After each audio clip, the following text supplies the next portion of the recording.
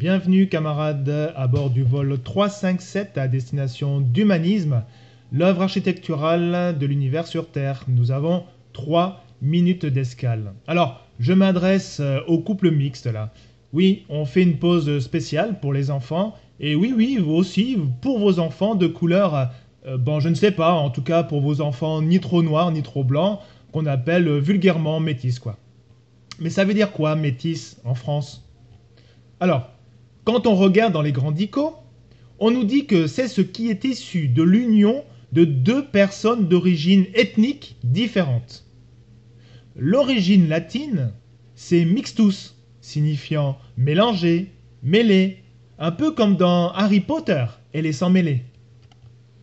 En fait, on a affaire à des hybrides, obtenus de deux variétés différentes de la même espèce. Je reprends les termes de définition là, hein. J'invente rien, monsieur le juge, je le promets. Et encore, je ne parle pas de l'individu né de parents au phénotype différent. Mazette, balèze le terme. Phénotype. C'est un caractère observable chez un individu. On en a plusieurs, mais disons que dans certains cas, on s'arrête à celui de la peau par exemple. Ah tiens, la couleur de peau, trop bien ce sujet. Quand on rencontre un individu né de deux parents différents, la plupart du temps blanc et noir, ne sachant voir s'il est blanc ou noir, on lui dit qu'il est métis. Couleur métisse, quoi. Mais ça veut dire quoi? Vous avez déjà vu chez Leroy Merlin, Castorama, ou même dans votre palette graphique Windows, le pixel ou le macaron nommant une palette, une pastille couleur métisse? Et si on reprend ce qu'on a dit avant, en disant « Ah bah t'es métisse toi !» On dit « T'es mélangé !»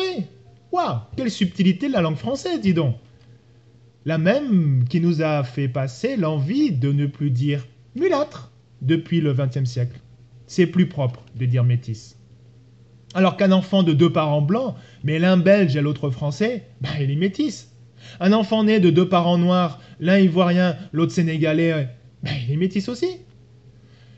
Quel foutoir pour reconnaître l'identité des métis, tiens.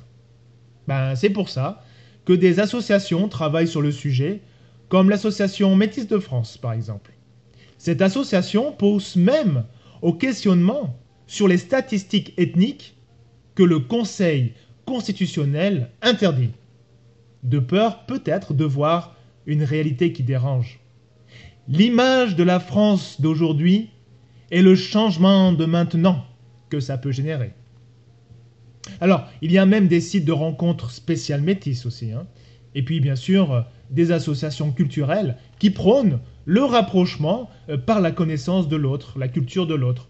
Car, après tout, le métissage est avant tout culturel.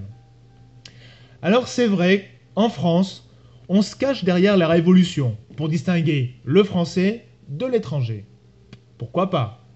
Mais pour un pays aussi riche culturellement, par toute cette variété ethnique, n'est-il pas temps de refaire le portrait de la France? PNC aux portes, vérification que tout est OK pour cheminer.